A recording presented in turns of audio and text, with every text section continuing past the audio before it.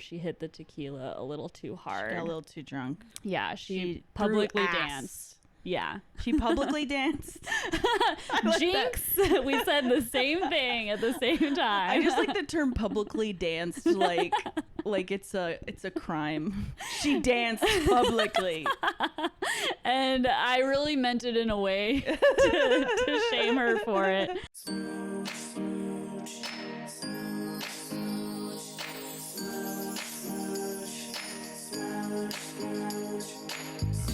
Everybody loves to smooch. Everybody wants to smooch.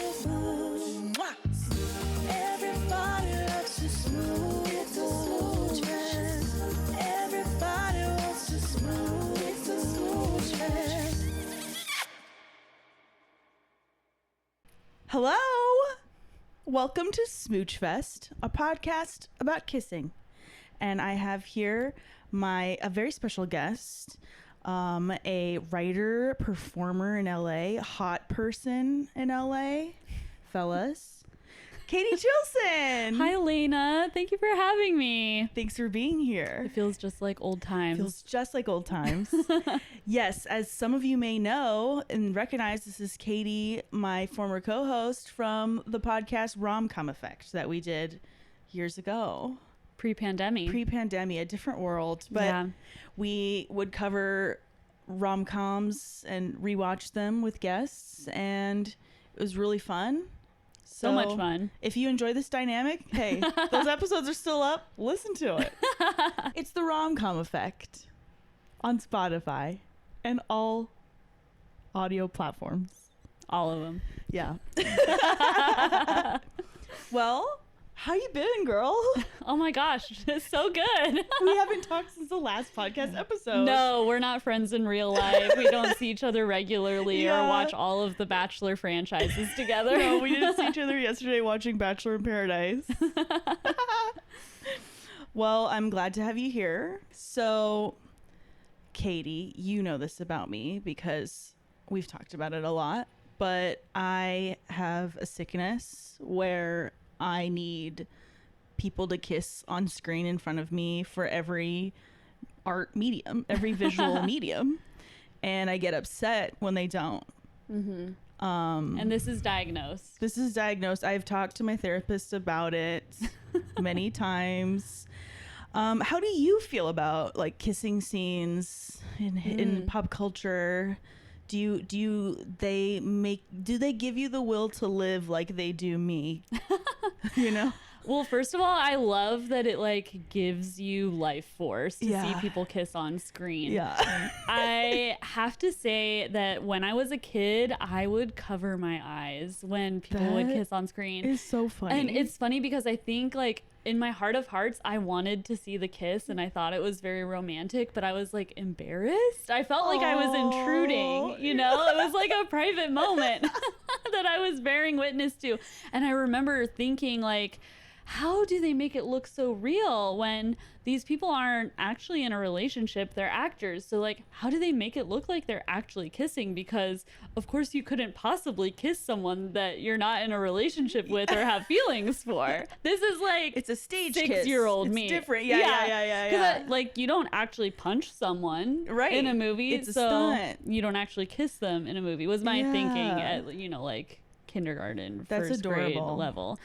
That reminds me of when I watched Titanic at like 6 or 7 years old, and I thought Leonardo DiCaprio actually sacrificed his life at the end of the movie for the art. Because I thought when actors died on screen, they died in real life. I mean, the logic tracks with my thinking around the same age. Yeah.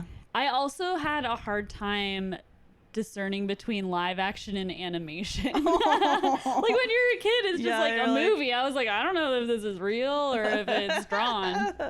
So I have evolved in my thinking since then. Yeah. And I appreciate a good kiss. Like I think there are many, many pop culture and movie and TV kisses that come to mind. Like when you asked me what I wanted to do, I had like a whole bunch ready to It's all go. flashing before your eyes. Yeah, just because they like spark something in you, the way a good story sparks something in you. It's a pretty universal feeling to like want to have a good kiss with someone. So I feel like I have a greater appreciation for it now than I did at the ripe old age of 6. I used to squeal when I would watch movies with my parents. Like I remember watching Titanic, and like when like a love scene would happen, I'd go, "Woo! Ow, ow!" Oh, like you were like cheering them on, or Yeah. like not catcalling, but like kind of. Yeah, and it was like I was so uncomfortable that I was watching this with my parents that You I had was to like, make a let's joke out of double down and be like even more embarrassed. Like embarrass them about it or something. I don't know. It was weird. It was a weird move on my part. Love that tactic. Gonna add that to my arsenal now. Yeah. People love it when you yell in the theater. So I think you That's should. so true. All right, Katie. We didn't come here to just gab like gals. We came in here to talk smooches. Seriously. So, what is the smooch that you wanted to discuss today? Okay, the kiss that I want to talk about is a pretty iconic one. It's so iconic, in fact, that I found an embroidery of it online, which is a Wow. perfect circle of a Venn diagram of interests of mine. Yeah. Rom-com, smooches, and embroidery. But it is from the movie 10 Things I Hate About You, starring yeah. Heath Ledger and Julia Stiles. And the Classic. kiss I am talking about is the one where they are playing paintball, and they basically like throw themselves into a pile of hay next to a haystack and fling off their goggles and have a really great kiss that, as a preteen or teen when I first saw this movie, was really aspirational to me. Yeah. And I thought we could dive in deep on it today. Let's go frame by frame. Let's slow this picture down and really examine this smooch. No, that was their first kiss in their relationship in the movie. And I remembered thinking like, God, this looks like my dream date. They're going paddle boating in the lake or the Sound or whatever the bay is in Seattle. And then they're going paintballing, but not like with a violent, painful gun, just little balloons that they throw at each other. Yeah, they're just throwing them at each other. That's my good version of paintball. It was really cute, and they looked like they were having a blast.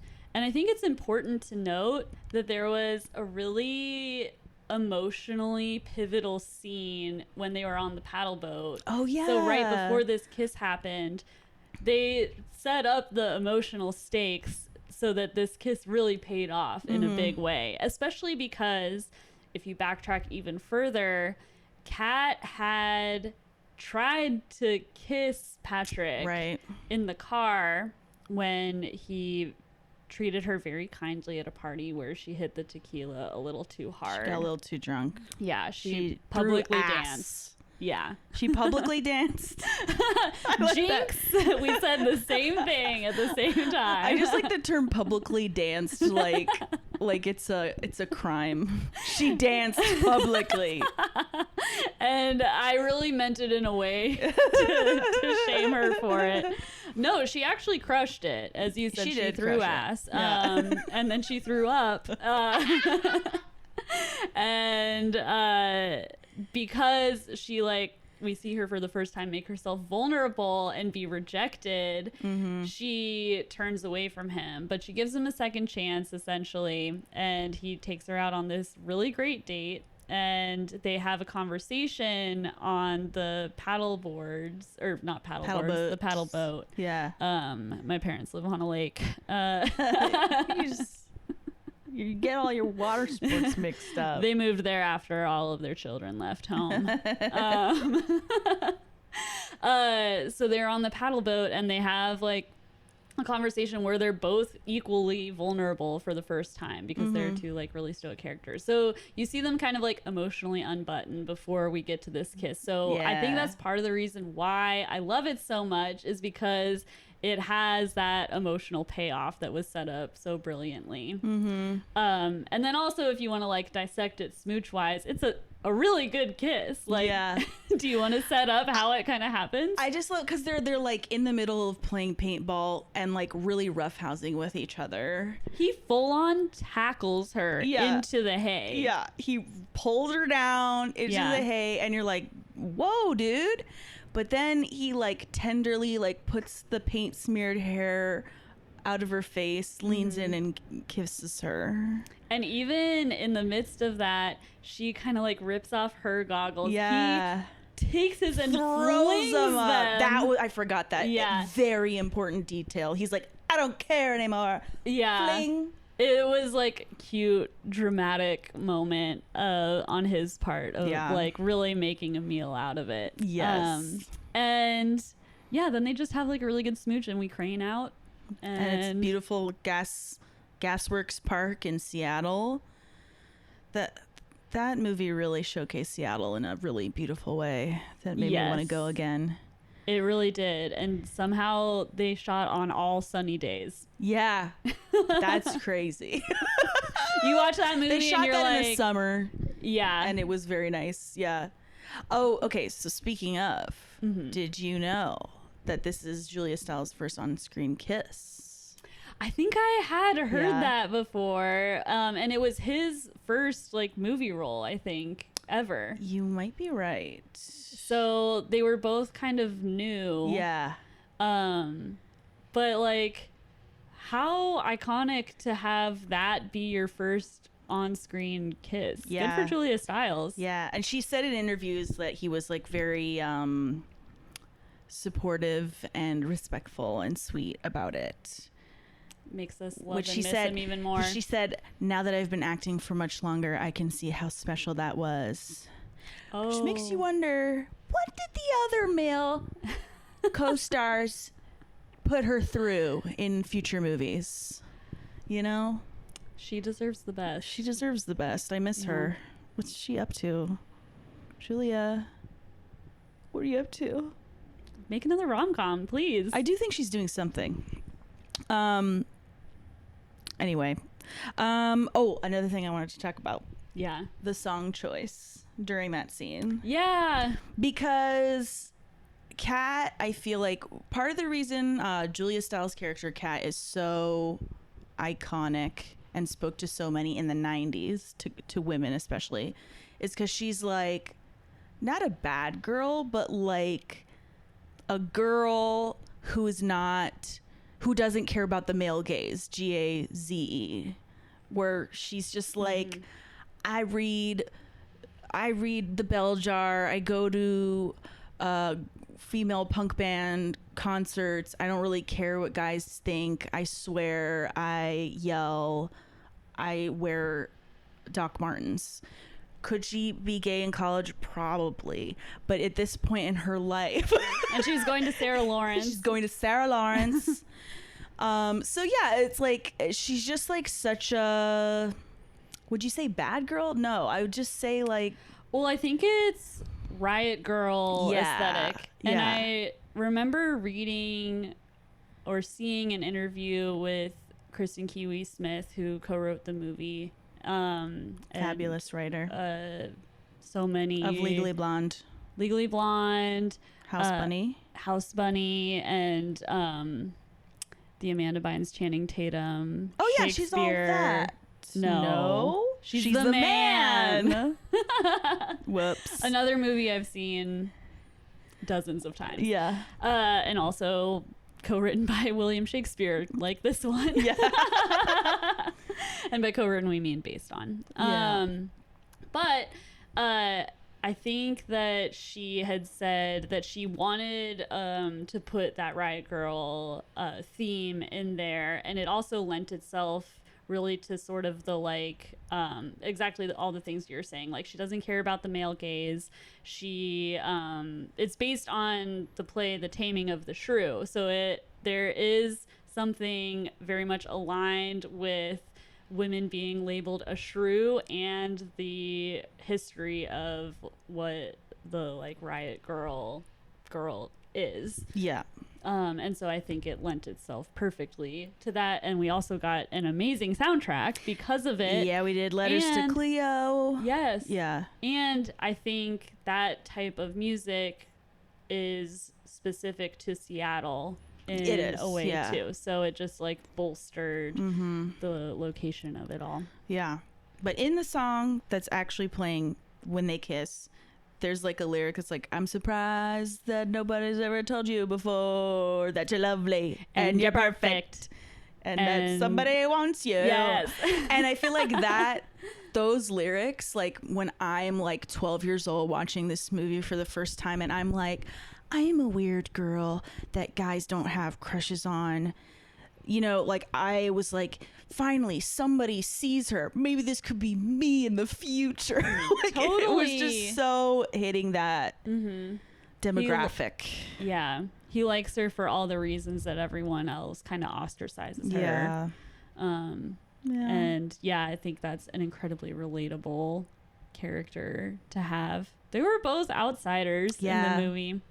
Yeah. Beautiful, beautiful outsiders. Such gorgeous long locks the both of them had. Another fun behind the scenes thing I learned today is that apparently Julia Stiles and Joseph Gordon-Levitt were dating during this production. Oh, really? Did you know this? No, I didn't. I think so it funny. only really came out a few years ago that was a thing, because it was like a short romance. It was probably just for like it was a showmance just for the summer. Oh, cute. It seems. But yeah, so Joseph Gordon-Levitt played the other guy in the movie who's going after her younger sister, Cameron, and apparently, like the scene where she reads the poem, the 10 Things I Hate About You poem, when she started crying, the director Jill Younger said she was like overcome with emotion because she was thinking about her real life love for Joseph Gordon-Levitt. Oh, that's really sweet. Isn't it cute? Love her tapping into her real life emotion to do it. So it's cute to think of them bashing around Seattle together. Oh yeah, I know, having like a great summer shooting this cute movie. Yeah, that's really fun. And it came out in 1999, so it was probably like best year in 98 best or movie 99. year. So one other thought on the pivotal poem scene at the end, which is like kind of the grand revelation of feelings, where she like makes herself really vulnerable for love and getting it back, which she was unwilling to do really until that point, is that I guess Julia Stiles has said in interviews that she also really appreciated Heath Ledger for letting her shine in that moment. And I, even before I knew that little tidbit, I think his reaction, like he's not saying anything, he's just looking at her like with like love and also like empathy for her pain. Yeah. And he's just communicating so much by doing pretty little. Yeah. And I don't know, I think that's another reason why this movie is so beloved to us, because you can feel that like kindness and appreciation towards women, which also helps sell a kiss. Like, I'm sure there's some smooches where the people didn't like each other in a movie, and we may never know. And they're just good actors. They're able to do it. But I do think, like any working relationship, if there's like a good foundation there, or in an actual romantic relationship, if you have a good foundation there, the smooch is just going to be better. And I think that came through. It did. I miss you, Heath Ledger. I know. Damn. Well, gotta go rewatch The Dark Knight. I know. That's not the version I miss. No, my high school friends and I loved Heath Ledger movies. Like we would watch A Knight's Tale. The Patriot was real sad. Did you watch that one? That was a messed up one. Because it was rated R, and I was not allowed to watch rated R movies until I was in fact 17. It's a Smooch Fest. And we're back. We're back, and we've got a little dog here. It's my little pup, Phoebe. Hi. And I brought her because she has a deeper appreciation for smooches than pretty much any other creature on the planet. It's so true. She loves to give kisses, and as Lena learned last night, if you put your mouth anywhere near her, she's gonna make a move. She's gonna slurp in there. Yeah, That's just what happened. she's just a little love bug. It was an accident. Yeah, It was an accident. right, Phoebe? Right, Phoebes? Oh. She's like, why aren't you guys constantly petting me right now? Pretty much her MO. Yeah. Well, we're doing a podcast. We're doing very important work right now. Okay, Katie. Now we're on to the part of the pod where you tell me a story about your best, worst, or first kiss. Dealer's choice. Which one would you like to tell us about? I will share with you my first kiss. Hell yeah. Hell yeah. Woo woo! Auga!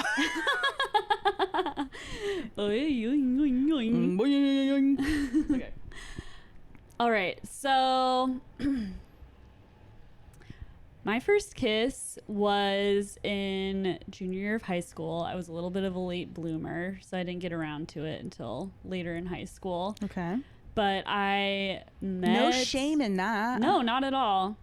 It was worth the wait, I think. Yeah. So I met my first boyfriend taking the SAT junior year of high school, and we had both driven from our town separately to another town. So you didn't go to school together? We went to separate high schools. Whoa. Didn't know each other, had never met, but we met waiting in line to go into the SAT room. Cute. And we weren't supposed to talk, but we did.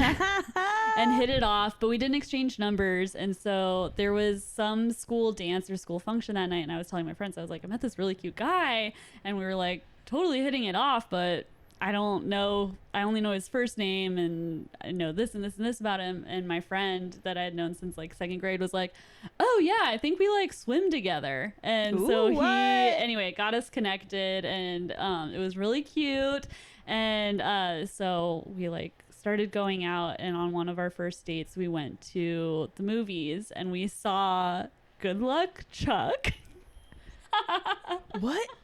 Wait, which movie is that? Is that the one with Adam Sandler and Kevin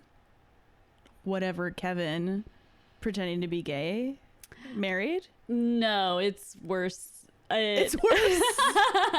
What was that one? Okay, continue. It's Dane Cook. Oh. Where when he sleeps with a woman, the next man she meets and sleeps with after him is her husband. Okay. So he basically, like, word gets out that like he is lucky for that, so he has women just wanting to sleep with him so that they like meet their soulmate. Okay. Yeah. Oh, Dane Cook. And I literally just remembered that was the movie. Like, I pulled that from the recesses of my mind while sitting here on the couch. So obviously after a great flick like that, you want to have your first kiss. So we were just in the parking lot standing outside the car of whoever drove there and shared a little smooch outside the movie theater.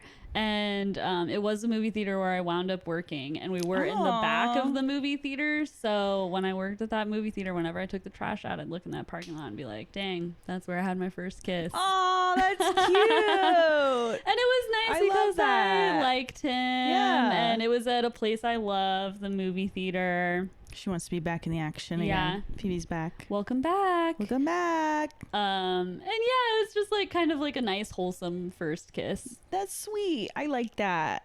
Thanks. We I met wonder because of our studies. If your studies. Well, I will share my first kiss story as well, since this is I'm still letting you guys get to know me as a host. So Tell us about your first kiss, Lena. okay, so I was 14. I was in 8th grade, and this was when I was living overseas at a school that my parents worked at. My dad was the principal and my mother was a teacher there. Mm-hmm. And so this is how most first kiss stories start. My parents mentioned immediately. So the reason I bring them up is just because my mom had said something to me like during middle school, just saying like, I don't want you to date until high school. Because you're not ready. You're a child. And I was like, okay, fine. And then like towards the end of 8th grade, I had a big old crush on this kid in my class who had a sense of humor. He was giving like Chandler vibes from Friends, which was like my type at the time. Could he be any cuter? Yeah, exactly. So he asked me out and I was like, you know, of course I wanted to go out with him. I had a crush on him. Finally a guy was asking me out that I was interested in. Unheard of at the time. So we did like that classic like you're dating we did that classic like you're dating but you eat lunch together and then maybe you'll hold hands kind of thing. And it was a 2-week long relationship. And the entire time I was so afraid of my parents finding out and getting me in trouble. Because I'm like, if I do anything and any teacher sees, they're gonna tell them, because that was just like the nature of being the principal's daughter at school. Those gossipy teachers. It was such a weird dynamic. So yeah, and so I was just like starting to get too nervous, and like I just didn't know how to be with him. So I just kind of like was like, let's just end it, you know, let's break it off. Also, it was like, I think I only had like a couple months left of that school year and I was gonna move, so it was like there's no point anyway. So we still hadn't kissed, and then the day I've decided like I'm gonna end things, it's like after school, it's right before like a 3-day weekend, so I'm like, I'll break it off now so he has like more time to grieve. 3 whole days. 3 whole days. So we're like standing outside of my science teacher's class, and again in the back of my mind I'm like, I hope she doesn't see anything. And even though you're ending it. I know. And then so we're like saying goodbye, and I'm about to say like, we need to talk, but he leans in, he's like, come here, sweetheart. Which, like, to get a pet name for the first time is a little jarring at 14. Sweetheart. I wonder if that's what his parents called each other. Yeah. But he goes, come here, sweetheart, leans in and kisses me. And, he, kind of missed. So it was, like, half on my mouth, half on my cheek. Oh. It just wasn't great. But, like, I appreciated the effort, you know? Mm-hmm. And then right after that, I broke up with him. Like immediately after he kissed you. Yeah. Oh. Isn't that terrible? That's. Why did I do that? Well, you didn't know he was gonna kiss you. Yeah. I mean, listen, heartbreakers gonna break hearts. And don't I know it? So yeah, that was my first kiss. Did he take it okay? Can I be honest with you? I don't remember. That probably means he was okay. I think he was like maybe like, oh, and then he like walked back to his car like, okay, head hung low, but it was fine. It was fine. It was middle school, and every relationship is like 2 weeks long. Yeah. Yeah. I have to ask. What? Did you get caught? No. Okay. In fact, I was like, when this episode comes out, will my mom watch and be like, oh, I don't know if she knows the story. So there you go. The truth is coming out. You're going to get in so much trouble. She's going to call me and be like, how dare you? How could you have done such a thing? Anyway. She was probably like, I knew. Yeah. I'm also like, I don't know. 3 teachers saw you. Yeah. We all talked about it. We all laughed. Yeah. You know, I have But no you broke idea. it off, so there was nothing for me to do. There was nothing to do. I self-policed in that instance. Yeah. Okay, so we do have one more big thing to discuss. What's that? Did you guys, audience, know that Pride and Prejudice, the wonderful film that came out in 2005, directed by Joe Wright, has 2 different endings? I'll wait. It does. It has two different endings, one for the UK and one for the US/global release. For those of you in America or who watched the movie in America, you may remember that the movie ends with Elizabeth Bennet and Mr. Darcy kissing. She goes, he's like talking about like, what should I call you? Like, what pet name should I call you? And she goes, call me Mrs. Darcy, only when you're perfectly incandescently happy. And then he goes, Mrs. Darcy, and like kisses her all over her face and then on her mouth. Yeah. Yeah. It's pretty nice. A sweet kissing scene that is not in the UK version. And also not in the book. Not in the book. Yeah, exactly. So, in an interview with Joe Wright, the director, he said that they felt weird ending the movie on the scene with Elizabeth Bennet asking her dad for permission to get engaged to Mr. Darcy, because it's like ending on her dad's smile than like on her or Darcy, which I think makes total sense. So they shot this kissing scene and then basically with test audiences showed it to them, and the British audiences hated it. They were like, get rid of this, it's too sweet, it's too Hollywood. Also, as you said, in the Jane Austen novel, they don't kiss. You know, it's very chaste in Jane Austen world. So British purists were like, we can't besmirch the purity of the novel and the movie with a lame old kiss. And I really liked this quote Joe Wright said, where he said, I like the British ending, but that's probably because I'm British. The American ending is possibly a little sweeter, and Americans like sugar, so that seems about appropriate. I was like, wow, okay. Fat shaming. Gosh. But it's like that classic, like, is the British office better than the American office? Like, American interpretations tend to be more hopeful and more, I don't know, romantic in a way that maybe would be considered unrealistic by British standards. Oh, interesting. At least that's how I take it. Yeah. What do you think? Like, which version do you like better? I have to say I do really like that kiss a lot. And I also am one for honoring the original source material. I think like the writer in me likes the bookend. So I am of two minds here, where It's complicated. there's a lot more to this than meets the eye. The whole like point of Jane Austen's books a lot of the time is the like magnetic push and pull, The tension between people.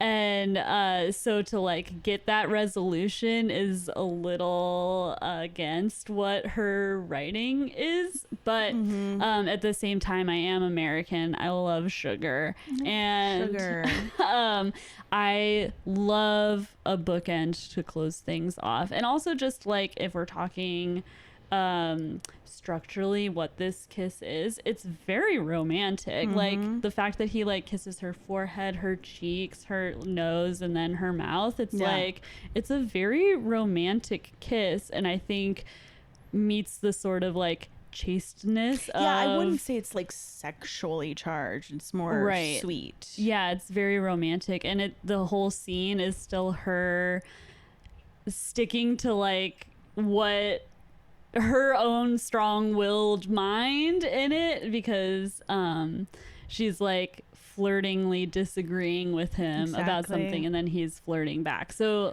it does fit schematically with it, and the kiss is very romantic, and it would be a different story, I think, if it were like they're like making out at the end. It's like Bridgerton all of a sudden, and they're having a sex scene. Yeah, that would have been crazy. Yeah. What do you think about it? I mean, I love the kissing scene. I would have. Well, what's funny is I saw the American version first, and then I lived in Zimbabwe my last 2 years of high school, and I borrowed the DVD from my British friend to watch at home because I'm like, I love this movie. I can't wait to see it again. I can't wait to watch that kiss at the end. I can't wait to watch that kiss. And it ends on Donald Sutherland's face. And I was like, what the fuck is happening? I like freaked out. I was like, I don't understand. I looked it up then online and I was like, where's my dang going kiss? on? And then that's when I officially learned about the difference. It was so funny. So yeah, I've been upset about that difference for a long time.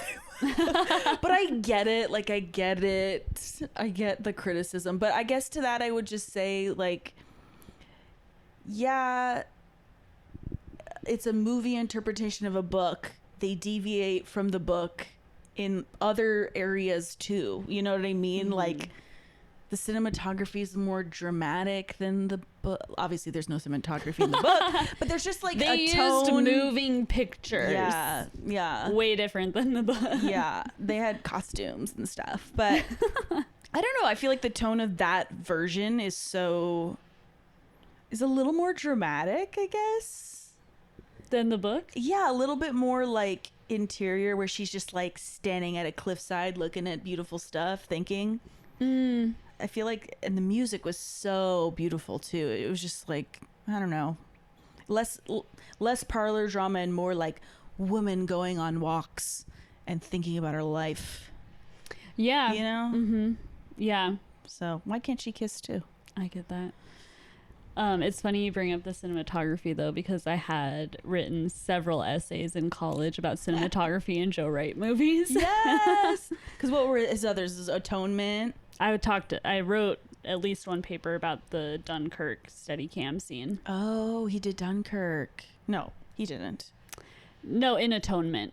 I'm sorry. I was yeah. thinking of the movie Dunkirk. Yeah. From Christopher Nolan. I'm talking about the battle. Yeah, I only saw Atonement Which the movie once. Dunkirk is about. Yes. I only saw Atonement once because I didn't know it was going to be so sad. It's devastatingly sad. And so I was like, that's not what I came here for. Yeah. Yeah. The So I've romance never is seen it a again. small part of it because they spend the whole movie apart from each other. Yeah, and Saoirse Ronan. Man. She's a little bitch in that. If I could Ruining lives. If I could avenge their romance, I would. Fun fact. What? Her husband, Jack Lowden, That's right. Yeah. is going to play Mr. Darcy in a new miniseries. Yes, they're of doing Pride and Prejudice. a new miniseries. Emma Corrin is going to be playing Elizabeth Bennet, who I'm not familiar with their work, but they played Princess Diana in The Crown. Right. Was kind of when they burst on the scene. okay. Yeah. And then, so I'm sure they'll be amazing. And then Olivia Colman is going to be playing her mother. Yeah, Mrs. Elizabeth Bennet. Yeah, which is That's probably perfect the casting. best casting. Yeah. Yeah, so I'm excited to see what they do. Yeah. Yeah. Okay, so Katie, I have to tell you a fun fact. Tell me a fun I fact. have to tell you a cool love a fun fact. scientific, historical tidbit Yeah. Tell about me. smooches. Did you know the origin of the phrase "sealed with a kiss"? No, I don't know it. Okay, so kissing had many forms of social communication. Kissing as friends, kissing family members, kissing as a greeting, kissing romantically. But also in the Middle Ages, kissing would happen to solidify a business arrangement or a business deal. So if like a man were signing a contract or something, a lot of men didn't know how to read and write back then. So they would sign it with an X. But not only that, to seal the contract, they would kiss the X on the contract. Oh. Sealed with a kiss. There you go. Also, that is why people sign letters XOXO, because X kind of became synonymous with kissing. Kiss. That's how that became a thing. That's so cool. I had know no that. idea. Yeah. I learned that yesterday. I was Thanks, like, Lena. "What?" So that's where the X comes from. Swack. Sealed with a kiss. Swag seal. Swack. You never heard that? Sealed with a kiss? I've heard of sealed with a kiss. I have never You heard haven't it called the people swag. saying swack. No. You haven't heard that? Also, an interesting layer of that is part of the reason people kiss at weddings is, again, to solidify the contract of their business arrangement, becoming a being family married. together. Yeah. Now you may kiss the bride. Mm-hmm. Yeah. That makes sense. Makes it a little less romantic, but A little more businessy. yeah. Well, So that's our smooch fact today. great fact. Well, thanks, Katie, for being here. Thanks so much for having me on the pod. It was fun to talk smooches with you. Ugh. I knew we'd have a blast. I knew it. I knew it. I knew it. I felt it in my bones. I knew it. Katie, do you have anything you want to plug? Just that we have a really great podcast out there from a few years ago called the RomCom Effect. It is available on wherever you get your podcasts, Spotify, Apple Podcasts, etc., etc. Check it out. We have a good time, and there is an episode where we talk about 10 things I hate about Yeah. you if you want to hear even more thoughts on it. Exactly. Yeah, if you ever watch a rom-com and you're like, I wonder what Lena and Katie thought about it, chances are we have an episode about it. So Check it out. check it out. And thanks for listening. Goodbye, everybody. Bye. Oh, let's say bye, Phoebe. Bye, Phoebe. Bye, Phoebe. Any last She's words? sleeping. Lick, lick, lick. All right. You can catch the Smooch Fest pod on YouTube. Follow us on TikTok, Instagram at Smooch Fest pod. We have an email, smoochfestpod@gmail.com. If you want to send us in some kissing stories that we could read on the pod. Also, listen to the podcast on Spotify, Apple Pod. It's everywhere. Follow, like, subscribe. If you want to show your love, you can't kiss me, but you can follow, like, and subscribe. Goodbye. Smooch Fest is produced and edited by Lena Olson. The theme song was produced by Theo Seidman. Catch you next Thursday for another episode.